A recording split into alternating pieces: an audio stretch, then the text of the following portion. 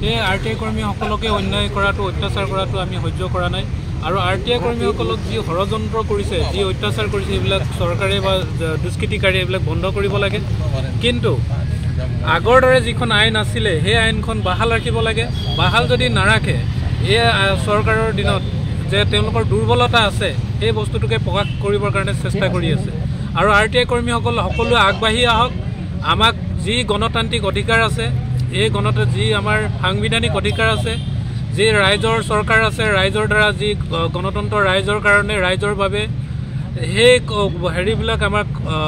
বাধা প্ৰদান কৰিছে আমাৰ অধিকাৰবিলাক বাধা প্ৰদান কৰিছে আৰু আমাৰ যিবিলাক কাম আছে উন্নয়নৰ প্ৰধান শত্ৰু হৈছে দুৰ্নীতি এই দুৰ্নীতি আমি নাক কৰিব বিচাৰিছোঁ চৰকাৰো সৰু সৰু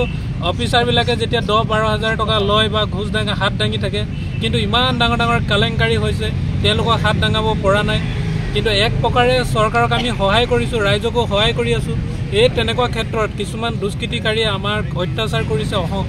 ষড়যন্ত্ৰ কৰিছে ষড়যন্ত্ৰৰ বলি হ'ব লগা হৈছে গতিকে আমাক সুৰক্ষা দিয়ক আমাক নিৰাপত্তা দিয়ক আৰু তথ্য জনা অধিকাৰ আইন বাহাল ৰাখক আৰু তথ্য জনা আইনৰ অধিকাৰ সচেতন ৰাইজ সচেতনমূলক স্বচ্ছতাৰে কৰিবৰ কাৰণে সুবিধা কৰি দিব লাগে আৰু যিবিলাক লোকতথ্য বিষয়া আছে তেওঁলোকৰ ঠিকনা নিদিয়ে RTI আইনখন ভেউচালি কৰে তেওঁলোকে যিখিনি আমাক যেনেধৰণে তথ্যখিনি দিব লাগে তেনেকৈ নিদিয়ে পলায়নবাদী কৰে বহুত কষ্ট কৰি আমি কিছুমান তথ্য সংগ্ৰহ কৰিব লগা হয় এই তেওঁলোকক যিসকলে RTI আইন ভেউচালি কৰিছে তেওঁলোককো বিহিত ব্যৱস্থা ল'ব লাগে আৰু RTI আইনৰ কিছুমানে গৰিহণালৈ পইচা ধন দাবী কৰি পৰিয়াল পোহপালন কৰে এই তেনেকুৱা ধৰণৰ দুষ্কৃতি RTI কৰ্মীসকলৰ ওপৰতো বিহিত ব্যৱস্থা ল'ব লাগে আমি নিৰপেক্ষভাৱে সততাৰে আমি কাম কৰি আছোঁ RTI যিখিনি কৰ্মী আমি আছোঁ সেইসকলক কোনো ধৰণৰ ষড়যন্ত্ৰ যাতে বলি হ'ব নালাগে নিৰাপত্তা আৰু সুৰক্ষাৰ কাৰণে বিহিত ব্যৱস্থা ল'বৰ কাৰণে চৰকাৰে